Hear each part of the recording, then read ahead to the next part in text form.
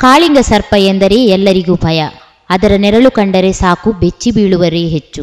ಆದರೆ ಪುತ್ತೂರಿನ ಉರಗ ತಜ್ಞ ಡಾಕ್ಟರ್ ರವೀಂದ್ರನಾಥ ಐತಾಳರು ಅಂತಹ 200 ಕಾಳಿಂಗ ಸರ್ಪಗಳನ್ನು ಹಿಡಿದು ಕಾಡಿಗೆ ಬಿಟ್ಟಿದ್ದಾರೆ. ಈ ಕುರಿತ ಒಂದು ಸ್ಟೋರಿ ಇಲ್ಲಿದೆ. ಪುತ್ತೂರಿನ ಕಲ್ಲಾರೆಯ ಬನದಲ್ಲಿರುವ ಆಯುರ್ವೇದ ಚಿಕಿತ್ಸಕ ಹಾಗೂ ಉರಗ ತಜ್ಞ ಡಾಕ್ಟರ್ ರವೀಂದ್ರ ಐತಾಳರಿಗೆ ಈಗ ಹೊಸ ಸಾಧನೆಯ ಗರಿ ಮುಡಿಗೇರಿದೆ. ಅದು ಜೀವಗಳನ್ನು ಉಳಿಸಿ ಮತ್ತು ರಕ್ಷಿಸಿದ ಸಾಧನೆ. ಹೀಗಾಗಿ ಇದು ಅಪರೂಪದ ಸಾಧನೆ. ಅಂತಹ ಸಾಧನೆ ಏನು ಎಂಬ ಪ್ರಶ್ನೆ ಮೂಡುತ್ತಿದೆಯೇ? ಹೌದು, ಉರಗ ತಜ್ಞ ಡಾಕ್ಟರ್ ರವೀಂದ್ರನಾಥ ಐತಾಳ್ ಕಳೆದ 27 ವರ್ಷಗಳಿಂದ 200 ಕಾಳಿಂಗ ಸರ್ಪಗಳಿಗೆ ಜೀವ ನೀಡಿದ್ದಾರೆ. ಸುಳ್ಯ ತಾಲೂಕಿನ ಸೊಣಂಗೇರಿ ಬಳಿಯ ಮಿತ್ತಜಾಲು ಡಾಕ್ಟರ್ ಎಂ ಸುಗುಣಗೌಡರ ಮನೆಯ ಸಮೀಪ ಸುಮಾರು 12 ಅಡಿ ಉದ್ದದ ಕಾಳಿಂಗ ಸರ್ಪವನ್ನು ಹಿಡಿಯುವ ಮೂಲಕ 200ನೇ ಕಾಳಿಂಗ ಸರ್ಪವನ್ನು ರಕ್ಷಿಸಿದರು. 1984ರಲ್ಲಿ ಕುಕ್ಕುಜಡ್ಕದಲ್ಲಿ ಮೊದಲ ಬಾರಿಗೆ 18 ಅಡಿ ಉದ್ದದ ಕಾಳಿಂಗ ಸರ್ಪವನ್ನು ಹಿಡಿದ ಡಾಕ್ಟರ್ ಐತಾಳರು ಆನಂತರ ವಿವಿಧ ಕಡೆಗಳಲ್ಲಿ ಕಾಳಿಂಗ ಸರ್ಪವನ್ನು ಹಿಡಿದು ಬಿಸಳೆ ರಕ್ಷಿತಾರಣ್ಯಕ್ಕೆ ಬಿಟ್ಟಿದ್ದಾರೆ. ಕಾಳಿಂಗ ಸರ್ಪ ಹಿಡಿಯುವ ವೇಳೆ ಎಚ್ಚರ ಅಗತ್ಯ ಎನ್ನುತ್ತಾರೆ. ವೃತ್ತಿಯಲ್ಲಿ ನಾನು ಆಯುರ್ವೇದಿಕ್ ವೈದ್ಯನಾದರೂ ಕೂಡ ಆಯುರ್ವೇದಿಕ್ ಡಾಕ್ಟರ್ಸ್ ಬೇಕಷ್ಟು ಜನ ಇದ್ದಾರೆ. ರೋಗಿಗಳಿಗೆ ಔಷಧಿ ಚಿಕಿತ್ಸೆ ಕೊಡಲಿಕ್ಕೆ ಎಷ್ಟು ಡಾಕ್ಟರ್ ಇದ್ದಾರೆ. ಆದರೆ ಪ್ರಾಣಿಗಳಿಗೆ, ಅದರೊಳಗೂ ಪರ್ಟಿಕ್ಯುಲರ್ ಹಾವುಗಳಿಗೆ ಚಿಕಿತ್ಸೆ ಕೊಡೋ ಡಾಕ್ಟ್ರು ಬಹಳ ವಿರಳ ಅಂದರೆ ಬಹಳ ವಿರಳ. ಹಾವುಗಳನ್ನೆಲ್ಲ ಜನ ಕೊಲ್ತಾಯಿದ್ರು. ಅದು ಕಾಳಿಂಗ ಸರ್ಪ ಅಂತ ಹೇಳಿದರೆ ಕೆಲವು ಕಡೆ ಎಲ್ಲ ಶೂಟ್ ಮಾಡ್ತಾಯಿದ್ರು, ಹಿಡಿಯೋರೇ ಇರ್ತಿರಲಿಲ್ಲ. ಆಗ ನನಗನ್ನಿಸಿದ್ದು ಅಂಥ ಒಂದು ಮುಗ್ಧ ಜೀವಿ, ಅದು ಬಹಳ ಹೆದರಿಕೆ ಸ್ವಭಾವ. ನಮ್ಮನ್ನು ಕಂಡ್ರೆ ಔದ್ಕೊಳ್ಳಿಕ್ಕೆ ನೋಡೋದು, ಅಟ್ಯಾಕ್ ಮಾಡೋದೇ ಇಲ್ಲ. ಕಾಳಿಂಗ ಸ್ವಲ್ಪ ಕಚ್ಚಿ ನ್ಯಾಚುರಲಾಗಿ ಡೆತ್ ಆದ್ದು ನನಗೆ ಗೊತ್ತಿದ್ದಾಗ 30 ವರ್ಷದಲ್ಲಿ ಒಂದೇ ಒಂದು ಕೇಸು. ಅದು ಅಕಸ್ಮಾತ್ ಅದು ಕೈ ಹಾಕುವಾಗ ಅದು ಕೇರೆ ಹೊಡ್ಸ್ಕೊಂಡ್ಬಂದು ಕಾಳಿಂಗ ಹತ್ತಿರ ಬಂತು. ಅದು ಕೇರೆ ಅಂತ ಹೆಂಗಸಿ ಕೈ ಬಾಯಿ ಹಾಕಿದೆ, ಪಾರ್ಷಲ್ ಬೈಟು, ಹಾಗೆ 1 ಗಂಟೆಯಲ್ಲಿ ಸತ್ತಿದ್ದಾರೆ. ಇಲ್ಲೇ ಇದ್ದರೆ ಸ್ಪಾಟ್ ಡೆತ್. ನನ್ನ ಸ್ನೇಹಿತರು 6 ಜನ ಸ್ಪಾಟ್ ಡೆತ್ತು. ಆದರೂ ಕೂಡ ನಾನು ಯಾಕೆ ಬಂದೆ ಅಂದರೆ ಆ ಹಾವನ್ನು ಉಳಿಸಬೇಕು ಅಂತ. ಸಾವು ಇದ್ದದ್ದೇ. ಆ ಸಾವಿನ ಮಧ್ಯದಲ್ಲಿ ಏನಾದರೂ ಒಂದು ಮನುಷ್ಯರು ಉಪಯೋಗ ಮಾಡಲಿಕ್ಕೆ ಅಥವಾ ಉಪಕಾರ ಮಾಡಲಿಕ್ಕೆ ಬೇಕಷ್ಟು ಜನ ಇದ್ದಾರೆ.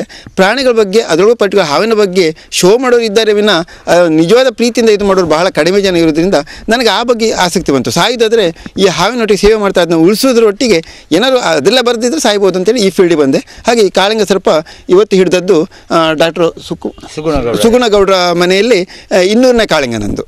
ಇದುವರೆಗೆ ನಾನು 13 ಕಾಳಿಂಗನಿಗೆ ಚಿಕಿತ್ಸೆ ಕೊಟ್ಟಿದ್ದೇನೆ. ಅದರಲ್ಲಿ ಮೈಸೂರು ಝೂ, ಪಿಲಿಕುಳ, ಪರ್ಸಿನಕಡವ ಸ್ನೇಕ್ ಪಾರ್ಕಲ್ಲೂ ಕೂಡ ಕಾಳಿಂಗ ಸ್ವಲ್ಪ ಬೋನ್ ಕಟ್ಟಾದಾಗ ನಾನೇ ಚಿಕಿತ್ಸೆ ಕೊಟ್ಟಿದ್ದೇನೆ. ಆಯುರ್ವೇದ ಚಿಕಿತ್ಸೆ ನೀಡುವ ಡಾಕ್ಟರ್ ಐತಾಳರು ಉರಗಗಳ ಬಗ್ಗೆ ವಿಶೇಷವಾದ ಆಸಕ್ತಿ ವಹಿಸಿದ್ದಾರೆ. ಇದುವರೆಗೆ 13 ಕಾಳಿಂಗ ಸರ್ಪಗಳಿಗೆ ಚಿಕಿತ್ಸೆ ನೀಡಿರುವ ಐತಾಳರು ರಾಜ್ಯದ ವಿವಿಧ ಪ್ರಾಣಿಗಳ ಸಂಗ್ರಹಾಲಯಗಳಲ್ಲಿ ಹಾವುಗಳಿಗೆ ಚಿಕಿತ್ಸೆ ನೀಡುವುದಲ್ಲದೆ ವಿವಿಧ ಹಾವುಗಳನ್ನು ನೀಡಿದ್ದಾರೆ. ಇತ್ತೀಚೆಗೆ ಬಹುತೇಕ ಹಾವುಗಳನ್ನು ಬಿಸಲೆ ರಕ್ಷಿತಾರಣ್ಯಕ್ಕೆ ಬಿಡುತ್ತಿದ್ದಾರೆ. ಪ್ರಾಣಿಗಳಿಗೆ ಚಿಕಿತ್ಸೆ ಹಾಗೂ ರಕ್ಷಣೆಗಾಗಿ ಶೇಷವನ ವೈಲ್ಡ್ ಲೈಫ್ ರೆಸ್ಕ್ಯೂ ಮತ್ತು ರಿಹ್ಯಾಬಿಲಿಟೇಷನ್ ಸೆಂಟರ್ ಮೂಲಕ ವಿವಿಧ ಪ್ರಾಣಿಗಳಿಗೆ ರಕ್ಷಣೆ ಹಾಗೂ ಚಿಕಿತ್ಸೆ ನೀಡುತ್ತಿದ್ದಾರೆ.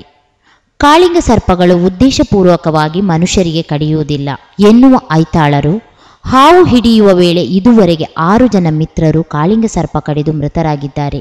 ಕಾಳಿಂಗ ಸರ್ಪ ಹಿಡಿಯುವ ವೇಳೆ ಎಚ್ಚರ ಅಗತ್ಯ ಎನ್ನುತ್ತಾರೆ. ಹಾಗೆ ಇದು 2ನೇ ಬಾರಿಗೆ ಇದು ಇರುವಂಥ ಈ ಕಾಳಿಂಗ ಸರ್ಪ ಇಲ್ಲಿ ಬಂದಿದ್ದು. ಅಕಸ್ಮಾತ್ ಬೆಳಿಗ್ಗೆ 8 ಗಂಟೆ ಮಗ ಈ ದನವನ್ನು ಇದು ಮೇಸರಿ ತಗೊಂಡು ಹೋಗುವಾಗ ಸಿಕ್ಕಿ ತಕ್ಷಣ ಅದು ಕಣ್ಮರೆಯಾಗಿ ಈ ಪಕ್ಕದಲ್ಲಿ ಸರಿದಿತ್ತು.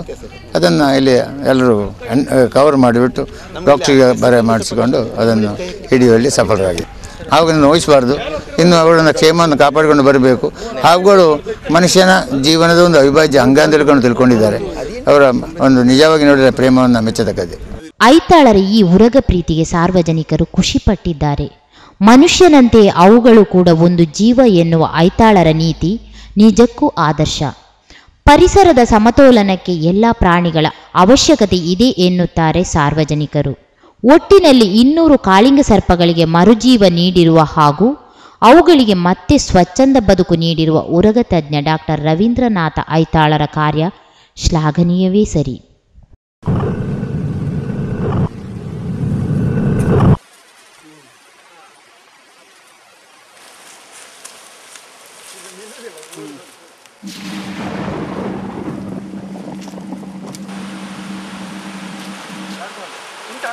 ಹಾಂ